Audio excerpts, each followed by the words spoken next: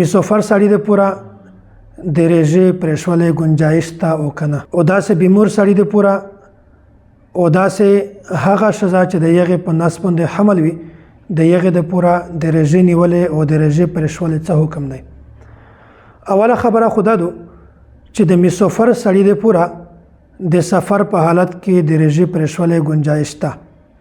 خو دا ولته چې کله د پرشمي په وخت کې د سفر په حالت کې وي کچیره د پرشمي په وخت کې دا سړی په کور کې و د دا سوچ و چې زه غرمه ووځه په سفر باندې یا مازدیګر ووځه یا ماسپښین ووځمه یا بل ټیم ووځمه په ماشوم نه مخه بیا د دغه سړي د پوره د رژې پرېښولې گنجایش نشته. نو دا گنجایش ولته دی چې کله د ګایز د پرشمي په وخت کې دا سړی په سفر باندې وي او کچیره دی په سفر باندې یا پرېښولې گنجایش نشته رژه دا ونسي بیا په نه بعد کچیره په سفر کې مشکلات سره مخامخ شو یا تکلیف ورته بیا د رژه متکی په دا باندې د وبال نشته. او داسې کچیره سفر د مشقت ول نه بیا هر انسان ته په چار دو چې هغه رژه ونسي ځکه چې د رمضان مبارک یو رژه که څوک پرېږدي ټوله زندګي رژه ونسي د هغې یوې رژې ثواب بیا نه ورته میلاویږي دا مرا زیات ثواب دی. نو چې یو مشقت نه په سفر کې سفر آرامدی ورته د سکون ولوي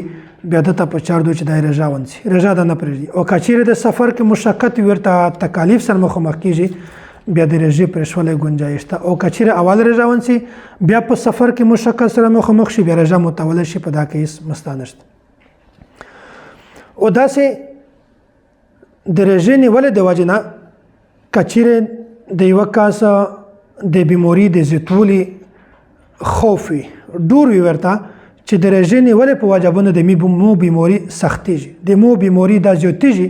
نو په داسې صورت کې شریعت گنجایش ورته پرېښی دی چې دا کس ته رژه نه نسو وروسته چې کله صحتیابه شي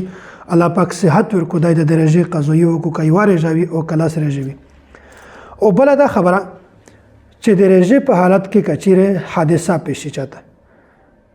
یو کس ته اکسیډنټ یې وشه